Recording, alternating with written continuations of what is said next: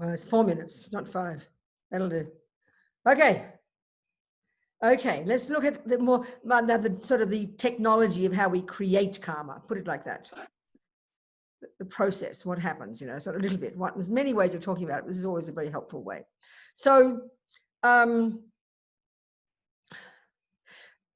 I said, there's 4 ways that our karma can ripen. The first one is the main one, which is they call that the fully ripened result, which is a type of rebirth you get born into. And that for the Buddha means animals, humans, and there's various others, but we'll never mind that for the moment. So that determines, in order for the action, and any action to be one of those actions, the fully ripened result as they call it, there need to be 4 things in place when you do it. So the other way that karma ripens is like the tendency to keep doing it, the experience of having it done to you, the environmental result. These are like sort of the residual results of the main one, you know, the leftover results. And this is where purification comes in, so important. We'll describe that. Maybe not today, it'll be tomorrow.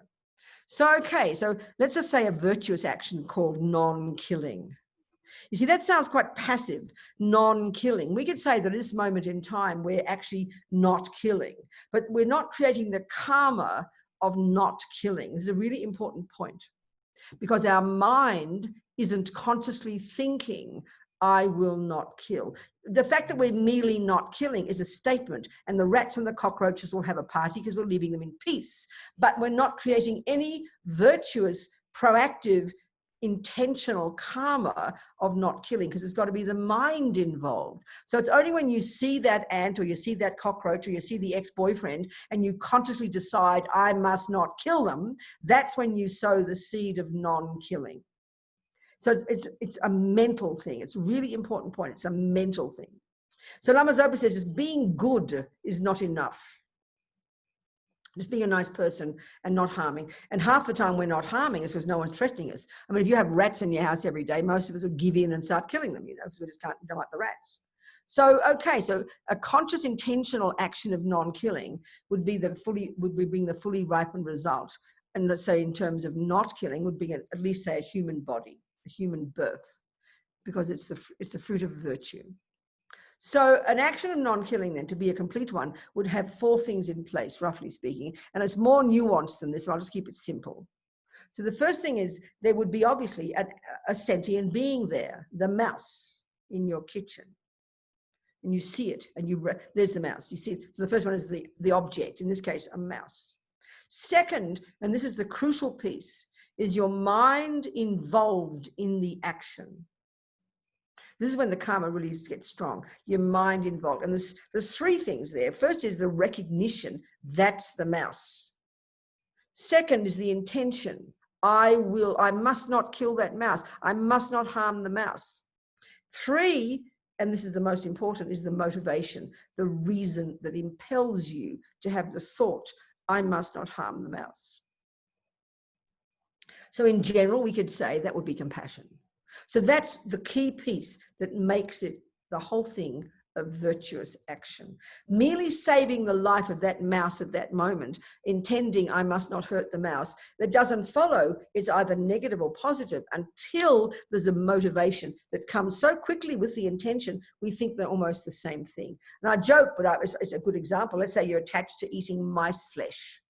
And, you know, you're expecting, you know, Jason to come home for dinner, and you think, oh, I must not harm that little mouse. It looks so delicious. And you'll catch it and save it. So if nobody knew what your real motivation was, you look like a kind person. But the real motivation is so that when Jason comes home, you can kill it and have mice flesh for dinner. Mice steaks, you know, or mice ribs or something. So your motivation, and that's where attachment to killing animals, like attachment to killing fish. Fishermen don't hate fish. Fish, you know, he was a scuba diver. Many fishermen love fish, but due to the habit of killing, it's not motivated by anger, it's motivated by attachment. It's very interesting. So when attachment is under the guise of, it looks nice. Attachment has a feeling of looking nice, but it's really misleading, you know. So usually if you say, so there's 1, the object, 2, you recognize it's the recognition, 1A, 1B, 1C, 2A, 2B, 2C. So 2A is recognition, there's the mouse. 2B is intention, I will save the mouse, so I'll not kill the mouse. 2C is the motivation, compassion. That's all together. So I'm coming quite quickly to those 3 things together. That's the mind involved. 3, you do the action. You catch the mouse. 4, you release the mouse. That's a complete action of non-killing. There's more to it than that, but that's good enough. So clearly you can have actions where the first 3 are there, but you try to kill the mouse, but it escapes. Or the other way around, sorry. You try to catch that ant before it goes down the sink, but you end up killing it. Well, there's no intention and no motivation. So that's an action that you did, but there'll be no accumulation of that action, but it still leaves an imprint in the mind. That's why we've got to purify our karma. There could be, but on the other hand, and this is where I was having a discussion with the Geshe here, Geshe Shara, about this one, and they say different things in the text. I was reading Tsongkhapa's Lam Rim trying to work out the answer, but there's like, for example, you can have, like we mentioned before, an action you do in a dream, an action that you don't intend to do, like you see the ant and you really are actually trying to save it, but in it you inadvertently kill it. So then immediately you feel such sadness, you regret it. So you can't say there's negative action there. Of course there can't be negative karma. Or even if you're forced to kill, you don't have a wish to kill. So, there's many of these types of actions, but then there also is one that seems to be more dramatic. Whereas, right now I could be standing on an ant. I get a few ants in this house and I catch them sometimes around the place and I don't even know they're there. So my foot could be on an ant right now. I would never know the ant was there. I would never see its body and I would never know I killed it. So I think you'd have to say there's no imprint in the mind whatsoever. There can't be any karma there. It's not possible. It's the same thing if I'm walking down the street and there's a homeless person and I have no thought to give money to that homeless person, no thought whatsoever, but $20 falls out of my pocket. So the homeless person gets the money. They got the benefit of the dollars. The ant got killed, so they got the opposite to the benefit. They died, but there was no thought to kill. And equally then, there was no thought to give. How could you say there's karma of generosity, even done without accumulating? There can't, because your mind didn't have any thought. There's no impression in your mind whatsoever. So it's an interesting point. So the mind involved is the key thing. I mean, in that sense, we can understand with this world where it's full of sentient beings. I mean, our body is a walking zoo. At this moment in time, we're probably killing thousands of beings. When you drive a car, I mean, like trillions of beings die. Or even if we eat vegetarian or vegan food, so many creatures have died for that wheat and that rice. We don't eat their bodies, and our motivation isn't that. So we can see that our presence harms many beings. And this is the big Buddhist view, the Buddhist view. The whole world is in the nature of suffering, because just by existing, we harm each other. This is the tragedy of this suffering realm we live in, So that's why all we can do is at least have the wish not to kill, the intention not to kill. And this is where, in this first level of practice, a major practice is so necessary to really get ahead of the game. And that's to live in vows of non-killing, non-stealing, non-harming in general. A vow is so potent, okay? And we'll discuss that. So in other words, the first level of practice, the very first one, when you start to think about Buddhism and you haven't committed yet, you at least take the advice of trying not to kill, not to steal, not to lie. Then when you say you want to commit yourself to become a Buddhist, you then take refuge formally, and then you take the lay vows. So vows are said to be super potent, super powerful. The Buddha says that basically vows are this sort of subtle physical energy that's visible to clairvoyance. It sounds a bit abstract, but there's something so potent about living in vows, Buddha says. And this is a particular set of Buddhist vows. When you first take refuge, you then take these 5 lay vows or 4 lay vows. So why vows are so powerful, Buddha says? The way Lama Zopa says it is this. He says, you can have a person doing bucket loads of spiritual practice every day, but not having a vow not to kill, not having formalized a vow not to kill. And as in the Buddhist view, as some of you know, it's a very specific occasion when you do it in front of somebody you've chosen to be one of your teachers. And then that person, like in my case, Lama Zopa has given me permission to do this. So people ask me to do it, so I agree. So I've received this lineage of these vows from my teacher. They got it from their teacher. They got it from their teacher. And this is, you can track that back. And this is what a lineage is, an unbroken lineage. You can track that back in an unbroken lineage of human beings right back to the Buddha 2,500 years ago. So that's kind of powerful. You've got to plug into this power source, So when you take the vows, so as Lama Zopa says, you can be doing bucket loads of practice, but not have a vow not to kill, even just not to kill. Whereas another person could be merely living in their vow not to kill. He says the second person is creating bucket loads of more virtuous karmic imprints in their mind every second, and is putting atomic bombs, purifying the habit to kill in their mind every second by virtue of the vow not to kill. In other words, not without a vow, It's only when your mind decides, I will not kill. That's the meaning of the word intention. And that's the meaning of the word karma. Mental action, intention, I will, volition. That's when the karmic process starts. So that's not there. It's only when you meet the ant or the mouse that you decide, I will not kill. It's only that moment you create the karmic seed in your mind of not killing. All the rest of the day, you're not killing, but your mind's not involved, so there's no karma of not killing. So it's like, being good is not enough. So vows are said to be so powerful. So 24 hours a day, the Buddha says, that you're living in that vow and you're conscious, it protects you every day and you purify every day. This is where you really can get ahead of the game, So with the vow, it protects you from killing and it purifies your mind 24 hours a day, even when you're not thinking about it. This is what's said to be so powerful. Of course, we need to think about this. It's not how we think about things, And again, it's the emphasis on the power of the mind. The mind drives everything. So 1, you at least begin to refrain from harming. 2, you commit and become a Buddhist if you choose to, and you live in the vows not to kill. There's 5 of them, not to kill. There's 10 of the others. 3 of the body, 4 of the speech, and then 3 of the mind. You begin to work on the mind there too. But here the vows are only about behavior, not about the mind. Vows are related to body and speech, okay? So the vow not to kill, the vow not to jump on the wrong partner or to rape, the vow not to steal, and the vow not to what's missing?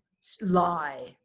There's in the 10 list, there's 4 of the speech, but here there's just 1. At least vow not to say wrong words that aren't true. And the 5th one is no intoxicants. So you don't have to take all those 5 when you take these vows. You can take 4 of them, 3 of them, whatever. And then the 3rd practice to do is the purification. It's so powerful. Every day. Lama Zopa says we're insane not to do the purification practice every day. Put atomic bombs, and I'll describe that again, and we'll do that. We'll see how we go with time. So creating karma then, the 4, there's the intention, there's the object has to be there. So in other words, for you to create a complete action of generosity, there needs to be a person.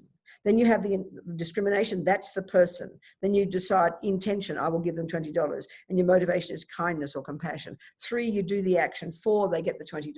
Roughly speaking like that, that's a complete action of generosity, a complete action of non-killing. And clearly with non-virtue, it's the same. A complete action of killing is 1, the object, the mouse. 2, you recognize that's the mouse. 2B is intention, I will kill that mouse. 2C, motivation. Usually aversion, disgust, because you're attached to a mouse-free house. How dare that mouse be in my kitchen? So it's aversion, pretty much. It mightn't be that much anger, but it's aversion. The mosquito, same thing. And of course, all these things happen so quickly, we don't even notice the process. We're so instinctive, it's so deeply instinctive, because the habits are so deep, So if any of those is missing, it's not a complete action, but there's still karmic results. Like you can think to kill the mouse, but then you miss it. The mouse gets away, or you have different things like that. But the other ways that karma ripens is like I like to call it the residual result, and that's where purification comes in so powerfully. So we can do, for example, there's a little boy, I said Daichen's son, the one I mentioned, our friend Daichen, who lives near Geelong. Her little boy, when he was like 3, straight away had compassion for the lice that she was trying to get from his head. Automatically, crying with compassion for the lice. Mummy, don't hurt them, it's their home, And since then, he's never killed. So we can deduce from this, using the Buddha's logic, that he's lived in vows of non-killing in the past. He's given up the habit to kill. Not only that, he even had compassion for the lice in his own head. So this is the real power of vows and of purification. You reprogram your mind.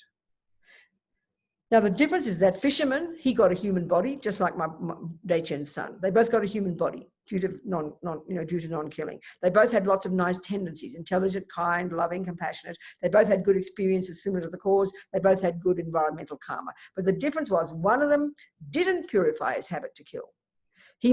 So what happens is this, Buddhists would say he'd been in the lower realms in the past, which is the fully ripened result of the complete action. And that karma runs out.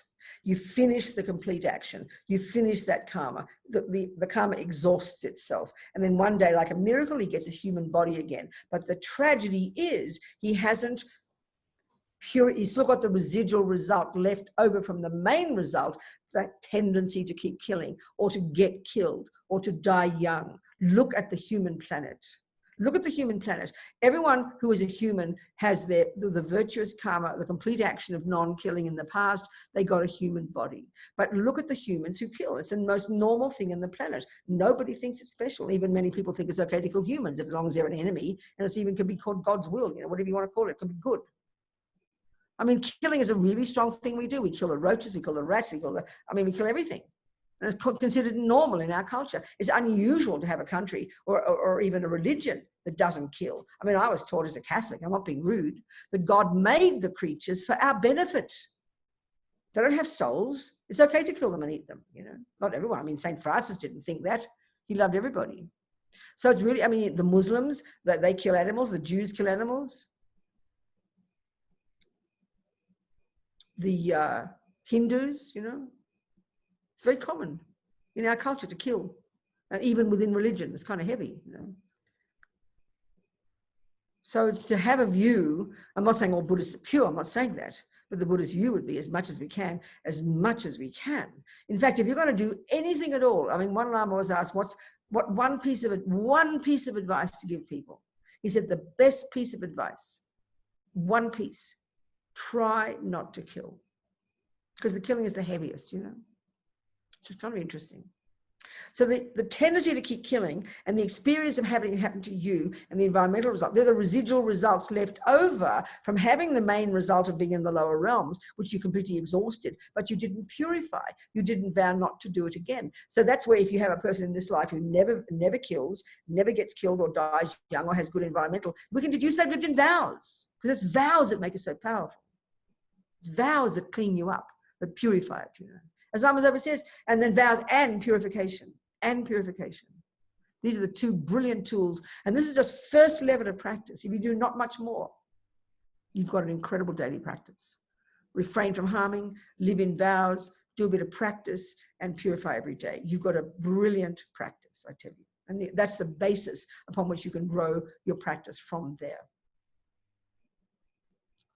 And why that's so good, because that stops the main suffering results. We're not even discussing compassion yet. This is for your own benefit. This is the method Buddha gives us to stop future suffering.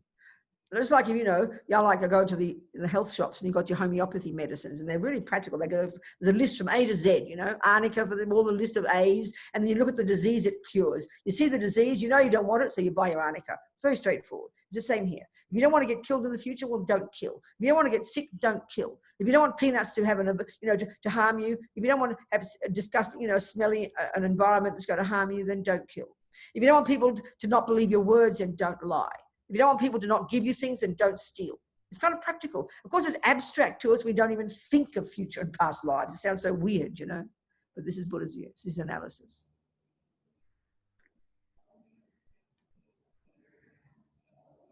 So again, the 4 ways karma ripens. 1, type of rebirth. 2, so here we've got a human one due to non-killing. Within this, we've got a mixture, haven't we, of positive and negative results. So, here we're still alive, which is the experiences similar to the cause of not killing. So far, our petrol tank of non-killing hasn't run out yet, If the environment doesn't harm you, it's due to non-killing, past lives. Like you eat whatever you like and get healthy, I always quote Warren Buffett. He's like getting on for 90 now. He's kind of famous, mega rich guy, who I remember reading his biography, and his daughter in there said, I've never seen water pass his lips. His diet since he's a little boy, cheeseburgers, vanilla ice cream, and some kind of flavored Coca-Cola. That's it. And he's 90 and he's fit as a fiddle. I mean, he should be dead by now, according to our medical system, But that shows, again, the Buddha's view is always the karma is the main cause. So we can deduce from that the fact that he's still 90 and he's not dead yet, and he's got environmental karma of not killing, and he's got experiences similar to the cause of not killing. Okay, he might kill now. I don't know. I didn't find out that. That caused future suffering.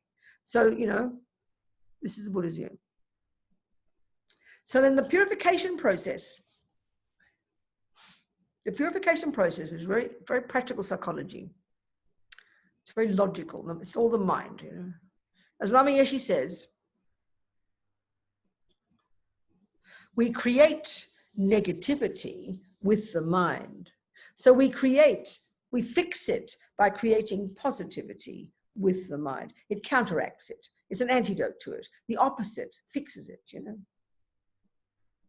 It's very powerful, very logical, psychologically. So there's 4 steps, the 4 R's. Regret. This is all in your course notes, I'm quite sure. They've got their course notes, right? Yeah. So the first one is regret. The second one is reliance. The third one is the remedy. The fourth one is resolve. All this is in your course notes.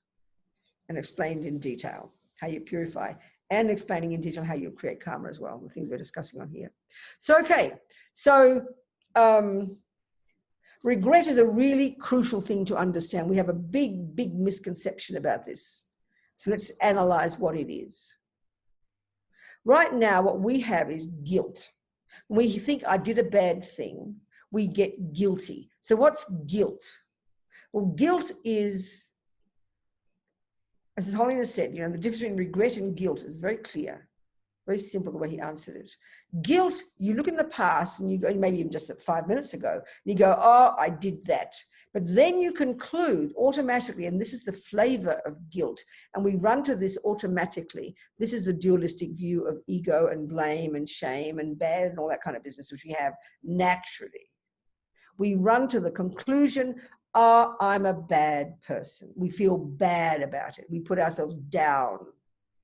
In other words, guilt is aversion for yourself. Guilt is anger, but you're the object.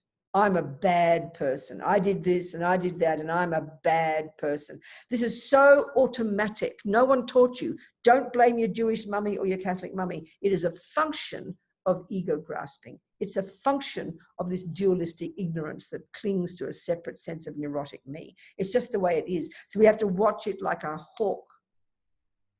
So what, you know, guilt is, I did this and I did that and I'm a bad person. Look at anger. You did this and you did that and you're a bad person. It is exactly the same state of mind.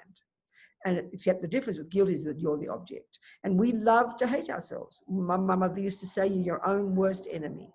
This is the terrible irony of ego, that we love to hate ourselves. We put ourselves down. We're preoccupied with our negativity. You know? It's kind of fascinating.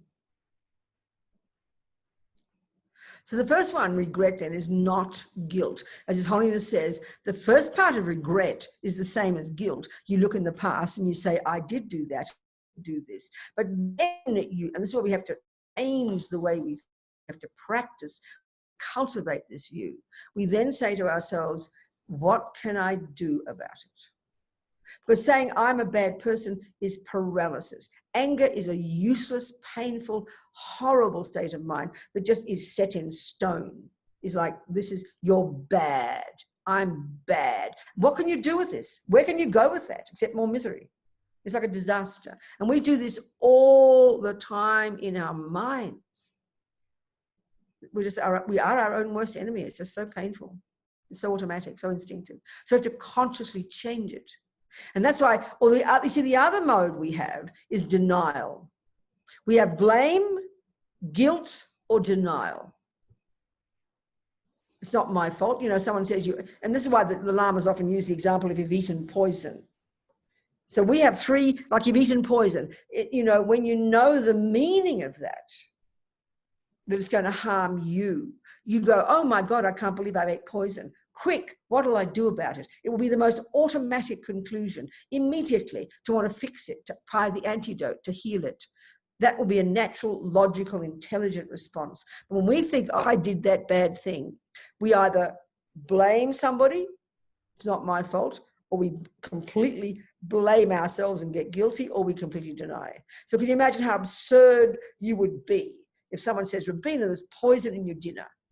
Who put poison in my dinner? And you run around dying of poison and determined to find someone to blame.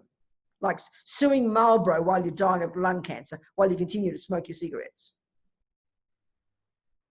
Or we go, oh, I'm a bad person. I ate poison. Every day you're getting sicker and sicker. I'm a bad person. I ate poison. And what are you going to, you just get worse, like a demented person, paralysis, ridiculous. The most awful state of mind is guilt.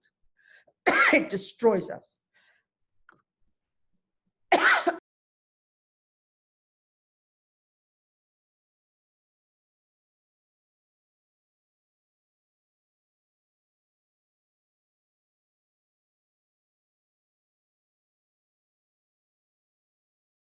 So, or there's poison in your dinner, Robina. No, there is not. That's denial. Because we can't, you see, the thing is when we understand attachment and aversion, and we'll go more about this tomorrow, attachment is this terrible junkiness, this emotional hunger that is desperate to only have the nice things. It just can't bear the bad things. It can't, and that's why this is why we should be not feeling bad about ourselves. We should have such compassion for ourselves. Because if terrible things happen to us, and terrible things do happen to some people, so terrible that we really lose our mind. That's because of attachment and aversion. It's not being negative. It's just a Buddhist analysis, you know. And I mean, what do you think post-traumatic stress is? It's unable to bear that pain when it happened. So you bury it away, but it will never go away. It's always in the mind. So it's going to come up one way or another. And that's why the brave attitude of practice, this is another whole discussion, we'll do this more tomorrow, is when things do happen, we can, if we can, by understanding attachment, understanding aversion, we greet the problem. This is a really advanced level of practice. Then you would never have post-traumatic stress. You would never have the pain later. You would just never have it because you deal with it then. That's the really advanced level of practice. That's what we're capable of. So here, anyway, that's an incidental point we'll discuss tomorrow. So here, regret is a wholesome attitude. It's not guilt, but it's also one that I really notice people have, and I never thought about it until people say it. It's saying, oh, I shouldn't have done that. No, that's just another version of anger. When your mother hits you, how dare you do that? You should not have done that. Whack, you know. That's just another version of guilt and anger. No, you're not saying, I shouldn't have done it. Analyze that statement. It is a meaningless statement. There's nothing you can do with that. It's not useful. So it's not that either. It's the fact that, let's just say I use the example when I smoked lots of cigarettes. I mean, I might have heard of lung cancer, but I was into my cigarettes and, you know, 20, 30, 40, 50, 60, at some point 80 a day, my Marlboros, not all the time, but sometimes, a bit fanatic. I didn't know it could cause cancer. Well, luckily I gave it up when I was 29 or something, 30.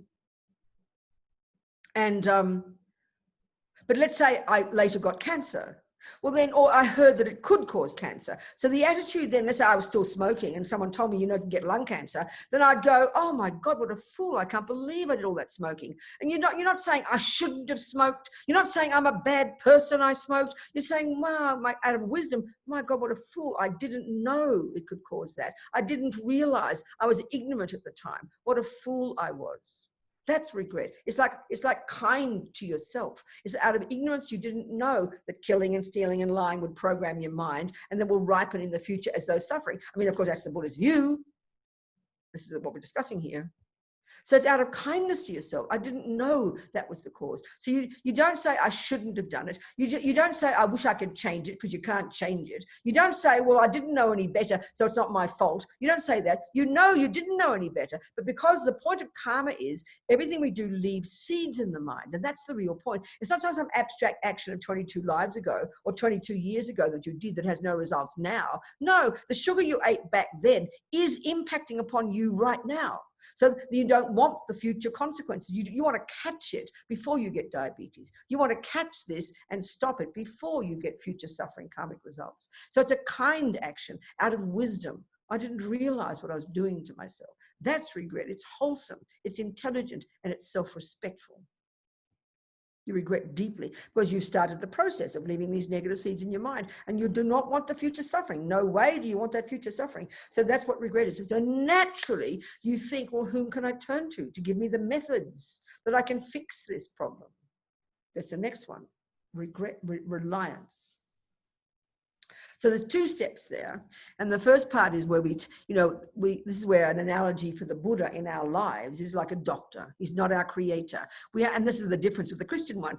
What could I do about this? I must turn to God and beg him to forgive me, because forgiveness is what purifies me. That is not the Buddhist view. Buddha is a nice person. He would definitely forgive you, but that's not what purifies you.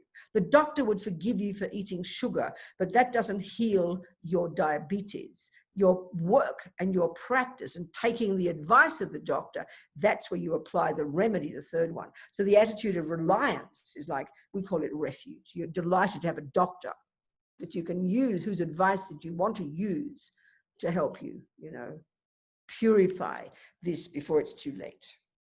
The second part of reliance is where you now have compassion for those you have harmed. So you regretted the lying, the killing, the stealing, the whatever it is. And not just in this life. If you've got the confidence in this Buddhist view about karma, you then will think of the particular actions today. You'll think of particular actions in this life, But you'll also think, and if you have this view of reincarnation, and whatever I've done in past lives since beginningless time to harm any sentient being, I regret from the depths of my heart, because I do not want the future results. That's a crucial component we have to speak out, because I don't want the future results, because I'm sick of suffering. This is what brings renunciation. So now the first step is that, but now we have compassion for those we've harmed. We regret for their sake now. You've got to have the first step's like compassion for yourself. The compassion, the second one under reliance, is like now compassion for those we've harmed. All the sentient beings, So when I do my regret, I always think of just, because I had an abortion when I was 23, so I always think of that action. There was that sentient being, this person, I don't know if it was a boy or a girl, I didn't think about that. Well, I decided I was going to have an abortion. As soon as I found out I was pregnant, I knew I was going to have an abortion. I didn't think of it as killing at the time. I mean, I'd been a Catholic. I wasn't a Catholic then, but I didn't think of it as a consciousness. I didn't think of it as a person. I just knew I didn't want what would come out in 9 months. I didn't want a person in my life. So it was very clear. So you could argue, using this as an example, that's when karma is very strong. I never did it before or since. I never had the thought to do it before or since. But the second I knew that there's a person in my womb, and without speaking out too much truths here, I'm not talking too much detail, but this is very powerful. This is the karma between people. I knew the second I was with that boy in London in 1968 when I was 23. I remember the second I knew, I thought, God, no, I'm pregnant. That second. I hear people say that, Often women say that. A friend of mine, she was staying with her mother in her house. She and her husband were staying with her the mother and father while the house was being built. And she came down to the kitchen in the morning for breakfast. She said, "Oh, Mum, I'm pregnant." And then the mother said, "When did you find out?" She said, 45 minutes ago. That's wonderful. I mean, in other words, she knew that second she got pregnant, that moment with her boyfriend, with her husband, That's very powerful. Many women say that. I don't know if any men have had that experience. I'm not sure. But it was crystal clear for me. I knew. And that second, even when I knew I was pregnant, it was that boy in the bed. I had decided I'm going to have an abortion. So that shows the strength of the karma between me and that person. So this particular person, a few weeks before that, they've been in some kind of body, whatever one, they died. A karmic seed was triggered to give them a human life, and the karma with me, with my womb. They came running like a magnet to my womb, or my fallopian tube, whatever it was. And so the karma was very strong between us. They, due to their past killing of me, they created the cause to die young. They died in the womb at 12 weeks at my hands. I killed them. So this shows strong karmic connection. And the second it happened, I didn't have a doubt, And I remember feeling very fortunate. It was 1968. And it was the first time that, the abortions were on the national health. So I felt so fortunate, I just went to the hospital, the Charing Cross Hospital. I told the doctor some story and I got an abortion. I remember I got very depressed. I didn't know why. I didn't deal with my mind much then. I was very depressed and they didn't do it properly. I had to have a second D&C. The poor thing got mangled. I mean, that's heavy karma for the poor baby, isn't it? To be mangled. So then the kind nurses gave me another room on my own for 10 days. They let me sit there for 10 days. They were so kind.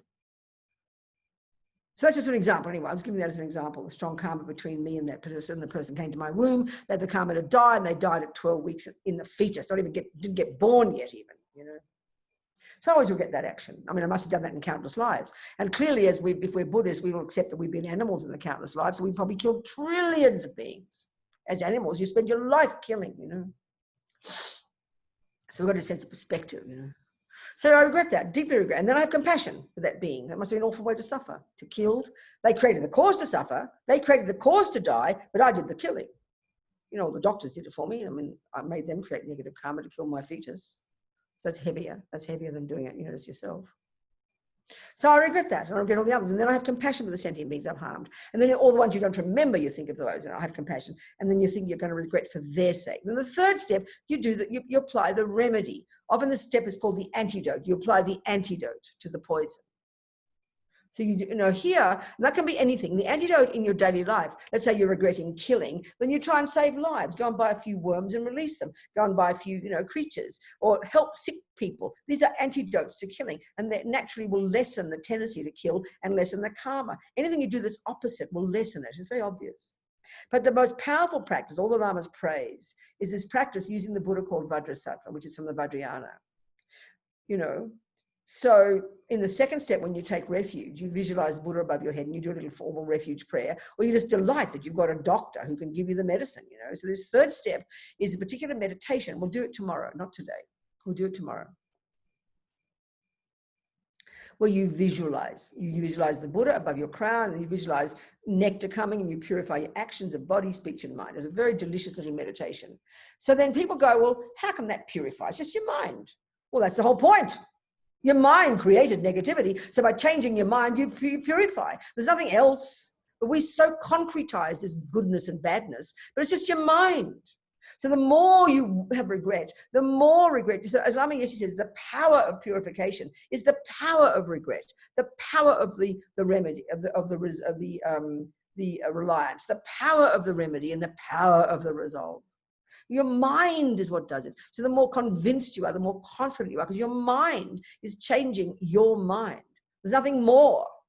You use the Buddha. He doesn't do anything, but you use the Buddha as your tool. You do the work. So the third one is this marvelous little meditation, this visualization, which we'll do tomorrow in a more leisurely way. Then the fourth one is the main one, as Pabonka Rinpoche says, it's the resolve to not do it again. Guess what? That's the tragedy. That boy who got born the fisherman, he'd exhausted his main karma of killing by being in the suffering realms, but he'd never changed his mind and decided not to kill. So he gets the residual result of being born in this life with the habit to keep killing. And then what happens is he goes straight back to the lower realms, which is the tragedy. This is the worst one. This is the worst one.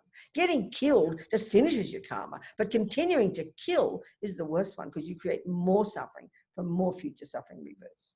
And it never ends. That's why vows and purification are so powerful. They stop the habits in their track. And all this is psychology. This is the mind, you know. We're not discussing religion. It is religion, but it's the mind. Your mind does it. So the final one, the resolve, you know, if you've taken vows, you would reiterate your vows. I will never kill. I will never steal. I will never lie. And this is the point. It's not just wishful thinking. Every thought you have programs your mind. So if you deeply regret, if you have deep compassion, if you deeply do the visualization and you deeply resolve not to do it again, it's not rocket science that you change the habit from killing to non-killing. I mean, excuse me, you dig this new groove in your mind. It's the most marvelous practice. And as Lama Zopa says, we're insane not to do it every day. And the best time to do it is before you go to bed. And the more sincere you are, and of course that takes time because it's new to us, but you're doing the work. It's so powerful. Then you go to bed with a happy mind, as Lama Yeshe says. But as Lama Zopa says, you don't lie to yourself. So let's say you've got a habit to badmouth your boyfriend every day. You don't say, I'll never badmouth my boyfriend again, because you won't keep it. So you be very realistic with yourself and you give yourself a timeline. This is really important. You engage in these steps, and it's you engaging with yourself. You are being your own friend in this practice. It's very beneficial, I tell you. You've got to have some confidence, self-confidence and self-respect. So maybe you'll say, I won't badmouth my boyfriend for 10 hours, because you're going to go to bed for 10 hours or 8 hours. You'll keep your little vow. Then you do it for 11 hours, and slowly, eventually, incrementally, you can go to longer and longer. So you've got to know your mind well and be realistic with yourself. You know? Be truthful with yourself. Be authentic. It's important. So that's the purification practice, roughly speaking. Now ask me some questions. It's 22. Got 15 minutes. Questions? Anna had a question. Anna, would you like to ask your question? We had something that happened actually this week on Wednesday. A neighbor who, this is a karma question, Yes. early 50s, young family, was across the road at the supermarket in the process of helping a 70-year-old load her car with groceries. And unfortunately, an 83-year-old man reversed his car onto the pavement and killed him. Oh no! This is unbearably painful, isn't it? Yeah, well, and it's I'm trying to get my head around it. Yes. So how do you understand it based on what you've heard, Anna? Give your analysis. Well, from all intents and purposes, from what I hear, he was a very good person, and he's actually in the process of helping somebody when somebody else who didn't mean to do it, that's right, pressed the gas instead of the brake. That's it. It's unbearable. I mean, we can see so many examples like this, can't we? In other words, you know, and this is where, so this is what's interesting, isn't it? Because if we analyze, if we break down this event, like let's just say that person who was, let's say that 50-year-old person was beating up the 70-year-old person, and then someone ran into them, we'll say, well, he deserves it, you know? So as soon as a bad thing happens to a good person, somehow instinctively we get so upset and we feel it's not fair, don't we? It's very curious, isn't it? Would you agree with that, Anna? Yeah, I do. But it's just that he's in the middle of trying to help somebody, and it... I know, that's right. It seems kind of unfair. But that's where we understand, that's where you see the whole idea of karma. If we understand that it's not to do with punishment, it's not to do with reward, it's not to do with fair, it's not to do with unfair, it's just this natural law. Seeds are planted, we don't know they're planted, and at some point the seeds will ripen. So it's ever so subtle, and we can see this. Bad things happen to good people all the time, and good things happen to bad people all the time. So when the more and more we understand it, not in the framework of punishment and reward, and not in the framework as fair and unfair, it's sort of, it's just, it breaks your heart, because you realize it is just this natural law, and we better start bloody well cleaning it up before it, you know, because we can't tell. It's just so subtle. I mean, that poor 83-year-old man, he must be devastated. Was he arrested, or was he, what happened? Oh, well, yeah, it would have been it was, because there was fatality on the spot. He must feel in the middle of a very tight car park. So crazy. So, but anyway. I mean, he must be devastated, isn't it? Yep. I mean, that's the thing about it, like he had no intention to do it, and there was the man helping. So I remember one of my sisters had an experience, a slightly different one, but similar. She was sitting in the middle of the road, ready to turn right into her house, and it was at night, and a motorcyclist came and didn't see her. She did nothing wrong, and he ran into the back of her and he died. So she didn't kill, she was just sitting there, but he ran into the back of her car. And she said, I remember she told me, she said it was even more, she was devastated. She was like curled up in pain and weeping for like a week. So that's a really interesting point that shows some kind of karmic connection between her and that guy. Because it wasn't just, it was a stranger, and she did nothing wrong, but she was devastated by that. I can't imagine how that poor 83-year-old man's going to feel. Was it a man, was it, or a woman? It was a man. It was a man with his wife in the car. He must be. It's just so, I mean, this is a subtlety of just how things happen. There's no intent, but this is just karma. So fascinating, isn't it? If you think that every single second we're doing something, we're sowing seeds all the time, you know. It's really awful, isn't it? Yeah. So sad. Wow. Thank you for that, Anna. Thank you. Anyone else? Thank you. Anybody else? Any questions? Yes. Who's that? Katja. Talk to me, darling. Hi, Robina. Hello. Hello, sweetheart. Hi. A bit louder. Can't hear you. Can you hear me? A little bit. Get a bit closer or a bit louder, one or the other. Yeah. Me now? Better, much better, yes. Okay. So this week we found like a little something in our flat, and it turned out that it's like a house of some ants or something. They were just about to become babies or something like that. Yes. A nest, yes, a nest. Yeah, a nest, right. And so my boyfriend and me were looking at it, and we knew, like, we didn't want to kill it. And then my boyfriend said to me, "Oh, honey, you took the vow of not killing, so you shouldn't do that. So I'll do it for you." But that's not a solution, I think. So why did you have to kill it? Why couldn't you have just put it outside somewhere? They built it in our flat, and we had to take it out. We tried, but they were already like walking around. I see. So he decided to kill them. Yeah. And you allowed him. No, yeah, I didn't know what to say. I didn't know what to do because they were anyway, never mind. So next time it happens, if you can have courage, it's okay, Katja. Next time it happens, if you have courage, try and save them. Do your best. You see, everything comes down to the intention and the effort you make, you know. So he was being kind to you, of course. He was being very kind to you. You didn't want to hurt the ants. And his motivation wasn't to hurt the ants. But you could have, so next time you think about it, you know, have the courage. And that's where if you do have the vow not to kill and you reiterate the vow every day and you purify. So this is something you should purify as well. It's not being horrible. I mean, we all do something like this. So when just recognize that you didn't know what to do, you didn't have enough courage to say, no, don't kill them. Let's try and save them. But next time, try and do that. But then also, meanwhile, purify and have the courage to, again, do your best not to be involved in killing. That's what keeps your mind so pure. Do you understand, Katja? Yes. Does that make sense what I'm saying? It does. Thank you. Good, darling. Well done. Congratulations. Okay. What else, people? No one else? No more questions, Anna? No more questions, Amy? No more in the chat at the moment, no. Okay, Prue has got a question. Good, sweetheart. There you go. I can see that. Yeah, Cool. it's. I'm not sure that it's a question as much as it's a statement or something. Okay, go. Because I've done a retreat with you on purification before. Yes, I remember. And I have struggled with the whole process.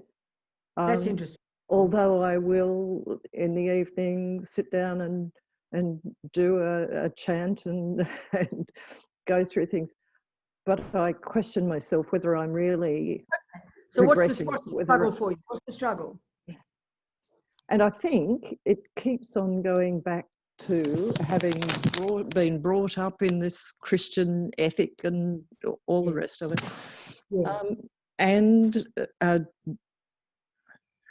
inability to accept that the whole process is okay to be doing, I suppose. Right, so you feel somehow there's something missing and you really are a bad person after all. Purify. Is that what you're saying? Yeah, so it really...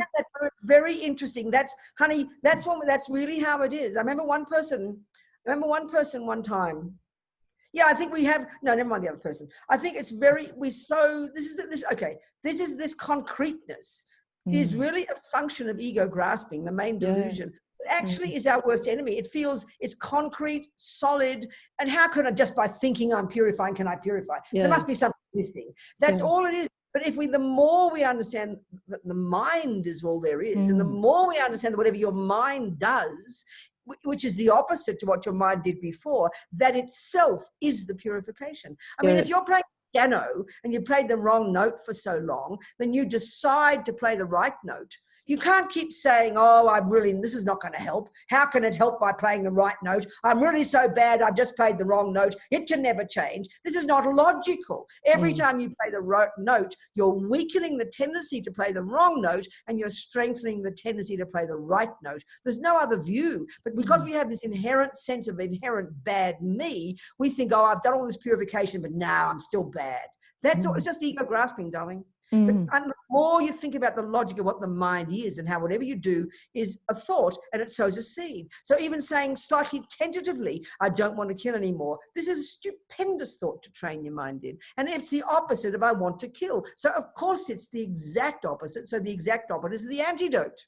Yes. So just think about it and realize it's only because we have this concrete view of hopeless me that it doesn't affect us. I mean, that's my point. A person I knew years ago, He did something wrong like 30 years ago, and he wouldn't say what it was. It was a heavy wrong thing. And all the years since then, he's been doing actions and purifying and helping people. But he still said, oh, I still do that bad thing. As if, in other words, it's like you've been playing the right note for 20 years, but you're still convinced it's still there. The bad note is there from 30 years ago. That's just demented. It's just weird. It's wrong. But that's how concrete the ego is. It's I'm bad. And that's the mistake. It's ego grasping, clinging to the concrete sense of bad me. And it's just not logical. That's So the thing. That's the thing that has really fascinated me. The more awareness I'm developing of how my mind works, that I realize that in my profession, I've been teaching mindfulness. I've been talking with people about they're just thoughts. You can change your thoughts. That's it, Prue. And I can teach it really well. I know, but for yourself, I know, Prue, that's how we are, isn't it? Sometimes that's how we are often, you know. It's very fascinating. So you understand it, so keep chipping away, you know. Keep understanding logically, you know. Yes. Really. Well, I wanted to say thank you because you've expressed it a different way today. Okay. Or I've heard it a different way. Oh, okay. All right. Good. and it's given me something else to grasp Good. onto. So so thank happy, you. Prue. Thank you. Oh, it's good, sweetheart. I'm so glad. So glad. Thank you. Thank you so much. Thank you, darling. Amy, some message came just then. Who was that? Yes, two things. So firstly, Mitra has asked, if we take the vow of non-killing, does this mean we cannot take antibiotics if we get sick? Okay, listen. Just existing, we are killing right this second. Our body is a walking zoo. Now, I don't know what all those creatures are that antibiotics kill. Whether they're sentient beings or not, I've got no idea. But there must be so many billions of beings in our body. I mean, our body is a walking zoo. Just under our armpit is a walking zoo. Lots of living beings. So even if who knows if what antibiotics attack is a sentient being? I have no idea. But you have no intention, no motivation to harm, then there can't be the karma of killing, you know. I mean, just walking and breathing, we're killing.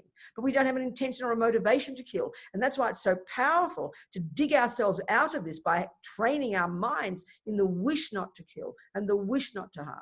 That's the best we can do. I hope that helps. I have a small... Yes? Sarah, good darling. Thank you. Hi, Sarah. Happy to see you. Very happy to see you. Thank you. Suffering lockdown in Melbourne, so yeah, it's a beautiful way to connect. Thank you so much. Good, wonderful, darling.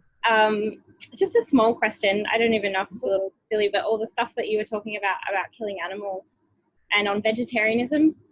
I did a retreat at Kopan with Annie Karen many years ago, and she mentioned that if you choose to eat meat, it's not the same karma as killing. And many of the participants were vehemently disagreed because of the causal, you know. I understand. Exactly. So that's the question, is it? What's the question? Well, I just wondered, because I was arguing with my partner about this the other day, because I go through periods of vegetarianism. I'm eating meat at the moment. I get quite anemic, but I very guilty about it. Thinking about guilt. I understand. I just wonder, you know, the same if you're not doing the killing yourself, or how do you reconcile? No, it's more, I think let's just look at it from a really fresh way. Let's get the biggest view possible. And I think the real question is, what is the karma we create by using animals' bodies for our benefit? So it's way more than eating, but because I think, this is all the way I interpret it, because we're so attached to food and eating, that looms large in our minds. But when you realize, Sarah, that I always quote this, one time years ago in my Facebook page, somebody does it for me, and I sent them a picture of me in Liverpool, in England, where I went to this amazing cheese shop and I bought this kick-ass cheddar, okay? So then I put the picture on, and this person, a vegan, was shocked at how dare a Buddhist nun eat cheese. Then somebody else chimed in, and all these different people, their viewpoints, you know. Well, first of all, I didn't want to be political, you know. I didn't want to be personal political. So I often wondered, first of all, I'd often wondered how many creatures die for vegetarian food.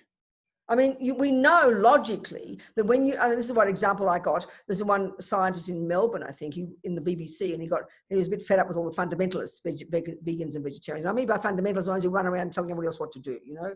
So anyway, I'll say this story and I'll say other things, but no, I'll say something else first. First of all, the meat industry on this planet is pretty evil. There's no question from many points of view, because the industry is so vast and so pervasive. It is destroying the planet. So this is way more than merely killing. It's destroying the planet, is what I've heard. I don't know the details, but I've heard that. So that, aside from that, the point is individually, given the view that the world consists of trillions of beings, and just by walking and talking and sleeping and driving, we're slaughtering countless beings. We're not necessarily eating their bodies, but we tend to get so caught up in the eating component. So then, okay, this story, this ABC guy, this scientist, he talked about this particular wheat field, and it must be common all over the planet, where, you know, in the off season, when you're not growing your wheat, and who is the wheat for? Probably 30% for the bulls, for the meat eaters, and then 70% for the vegans and vegetarians, right?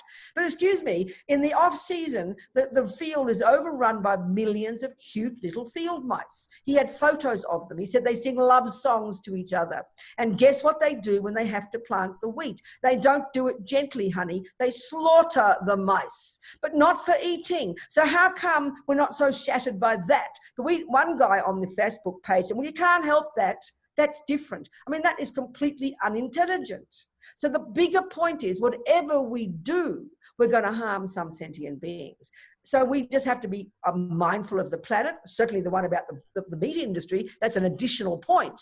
But individually, for the karma we create, all we can do is have the sincere wish to harm as least as possible. At least as possible. And the closer and the more intention we have to kill, and the more motivation we have of attachment, the heavier the action.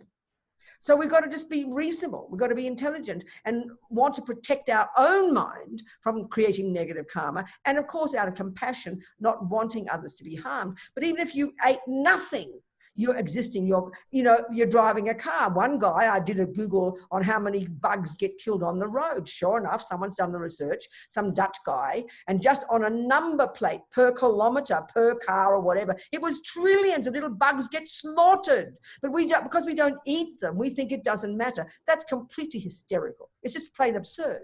So it's much bigger than whether you eat meat. Come on. Do you see my point, darling? I do, yeah, thank you. We've got to be sensible, think about it, recognize that just by existing we're harming, and do everything we can. I mean, Lama Zopa, for example, when he has cars, in his cars that his people drive around if they have cars, he covers them in mantras and all kinds of holy words, so all the bugs that get smashed on them get a blessing at least. So there's things we can do to mitigate, but we can't not harm sentient beings. You've got to die before that happens. So you've got to be conscious of that, develop compassion, and protect yourself and do what you can.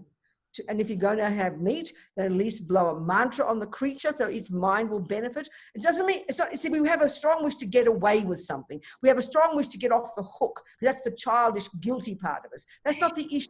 We've got to be conscious and take responsibility and be aware and do everything we can. Do you understand, Sarah?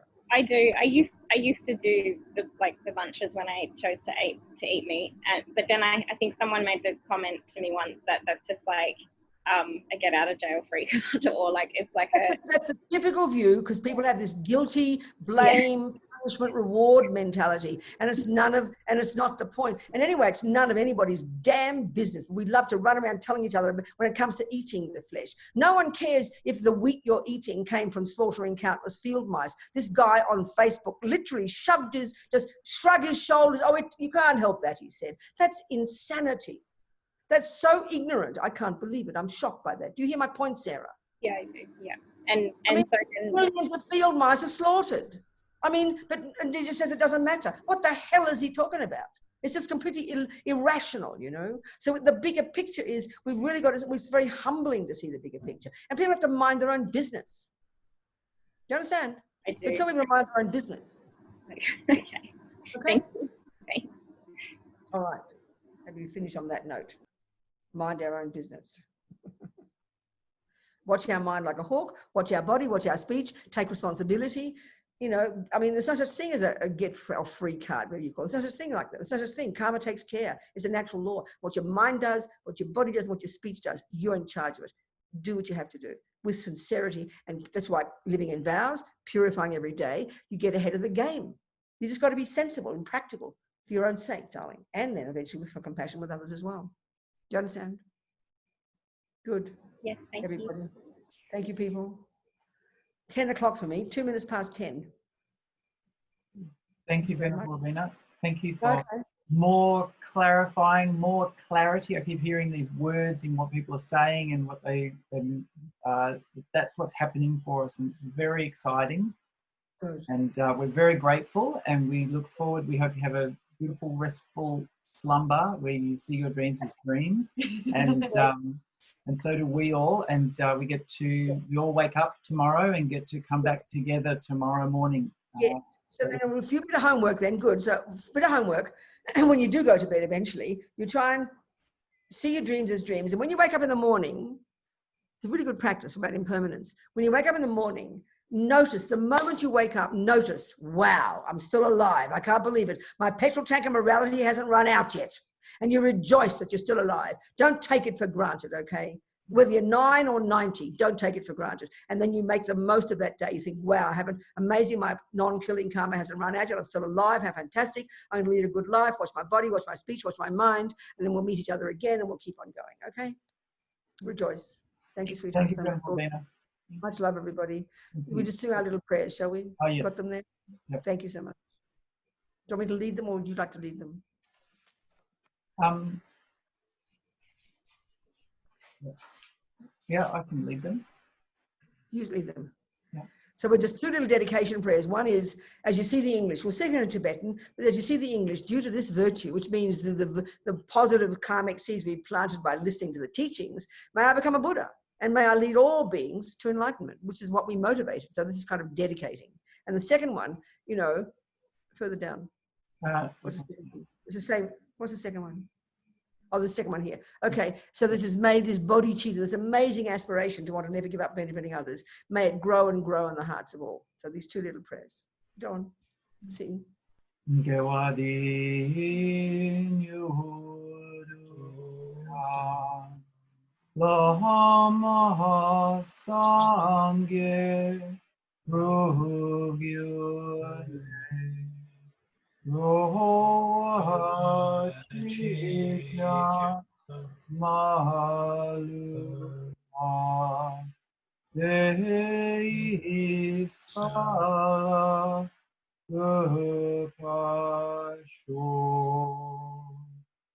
Jangchub Rinpoche, Ma ke panam ke gyuchi, ye panyam pa me pai, gong ne gong du kawa sho.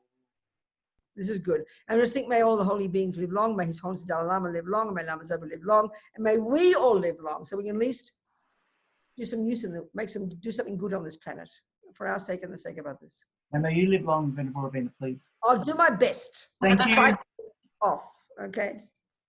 Thank you. Thank you so Thank much. you. See you Bye-bye. tomorrow. Thank you. Thank you. Bye. Thank you. Oh, she's gone. Thank you, everybody.